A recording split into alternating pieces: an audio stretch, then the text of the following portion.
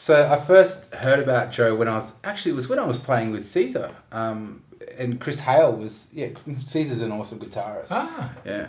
Um, and it was back in 2003, and I was playing with Chris Hale, who's a virtuoso, six-string bass guru kind of guy, and all these guys that I was playing with were saying, you got to go down to Bennett's Lane, you got to hear this Joe Kindam. I was like, oh man, it's amazing. And then there was a huge interest in your work at that time.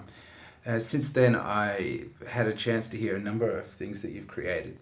One that really grabbed me was the YouTube video of, what was the name of that tune again? oh, yeah, Yesterday's Street. Right. A tune I wrote about 14 years ago, and I actually recorded it with the string orchestra. Really? But the version you heard was just a trio version. Yeah. I was really struck by the way that I couldn't predict what you were going to do in your improvisation. That's because I never know myself. Right, really. So you're just literally making it up. Yeah, in the sense that, the words that we use in a conversation are all words that we've used before, but you don't have a script. You don't exactly know how you're going to respond to me now. Right. You might have an idea, but you haven't formulated word for word a verbatim answer. And in the same way, when I improvise, it might be stuff that I've used before, and I try not to do that. I try to make the kind of preset modules as small as possible, because it's very easy to get into the whole thing of that's my module, that's the length of it, so I'm going to try and fit that in. That's not the way to do it. So it's like a bag of tricks. Bag of tricks, yeah. And whilst I might say I've used things that I'm going to incorporate into my playing before, but the order might be a bit different. I also try to not or to keep the bag of tricks to a minimum, and we all have them. Even the very, very greatest improvisers of all time all had our little bag of tricks. How did you learn to do this stuff, Joe? Because I'm rephrase the question. Are you asking me if I had lessons? Well, I guess so. With my background, it's very different to yours, right? And so we have a certain way of being taught, I suppose, in order to play classical music in a way that I guess is accepted today. I think maybe one of the dangers of this process that we're going through is that a lot of us are sounding the same. And that same criticism is leveled at jazz musicians, right? Because I think I came up at a time where there weren't that many books of transcriptions around. Now you go to a music store or the internet these days, and you can buy transcriptions of Bill Evans' work or Art Tatum. These are complete solos of what these guys did. Transcriptions. When I was a teenager, they barely existed, so I had to actually work them out myself. So there's this incredible record made by Chick Corea called Now He Sings, Now He Sobs, and I think we all cite that as our favourite, or many of us cite that as our favourite Chick Corea record, and it's insane. It's just, I think when you listen to something like that,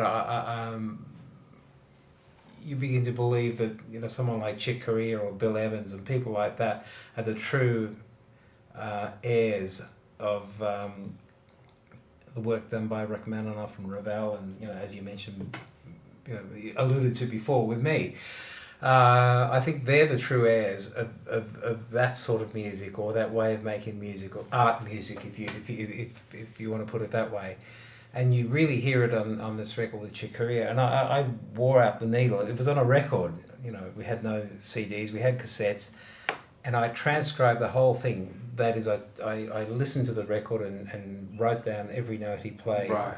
And this was, I was about 16. So you would have had a tape player, right, back then? No, it wasn't a tape player. Yeah, I had a tape player, but I still, I stopped the record. So you had to stop it. I had to actually lift the, I was the original DJ. Must have taken ages to do. Yeah, look, you do develop a good ear. I've always had a good ear. Right. That's very clear, actually. And I was also, mischievously I say this, I was lucky enough to have gone to a school where no music was taught. Right. There was no music, so I thought this is stuff that everybody could do. I thought it was normal. Yeah. To actually,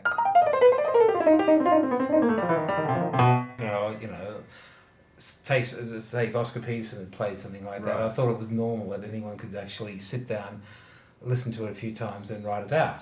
I see. So because you didn't have anyone to compare yourself to. No, and I was born into an Italian family. Both my parents are immigrants, and there was hardly any music in the house except for a few Italian records.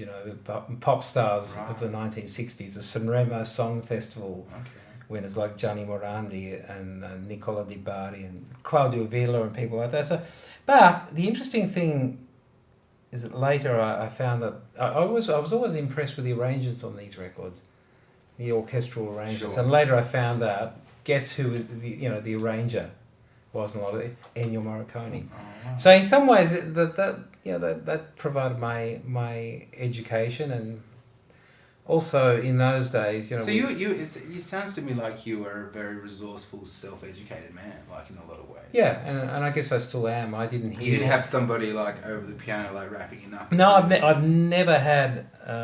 I started on accordion. I didn't even have piano lessons until I was 18. I didn't have a piano in the house until I was nearly 16. Right. And I know you said you took up piano seriously quite late. And as you know, as a pianist, 15 is really very late. Very well. There were very so late. many people telling me I couldn't do it.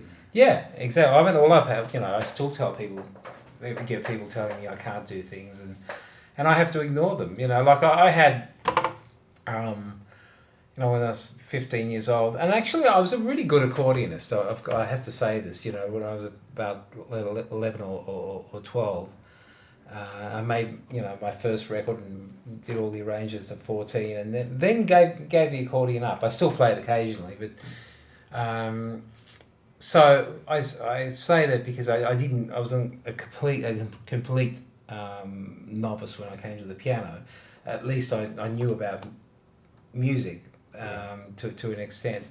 But I had people telling me, look, forget about playing jazz because Italians don't swing, and there's all sorts of rules, and I'm getting it now, don't bother with writing, classical music. You're a jazz pianist, which is ridiculous because even a lot of the jazz musicians don't consider me a jazz musician because I'm not.